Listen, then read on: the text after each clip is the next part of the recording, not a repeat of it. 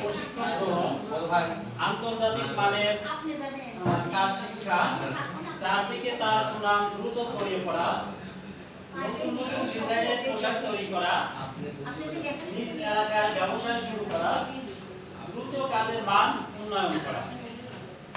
শারমিনের ব্যবসায়ের দুর্বল দিকগুলো হলো তার ইন্ধনের অভাব ছিল, ইন্ধনের অভাব, স্থান নির্বাচনের ভুল, অর্থাৎ বাড়ির পাশেই সে স্থান নির্বাচন করছে, পরিবারের বড় সন্তান, বিয়ের বয়স হওয়া, পরিবারের প্রচুর অভাব।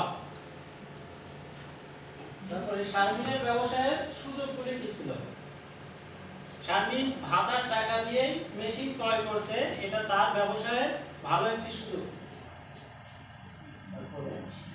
বাড়ির পাশে ব্যবসা শুরু করা, অ্যাপ্রেন্টিসশিপ প্রশিক্ষণ গ্রহণ করা।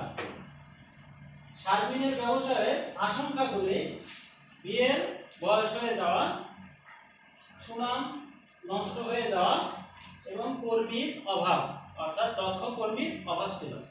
ধন্যবাদ সবাইকে।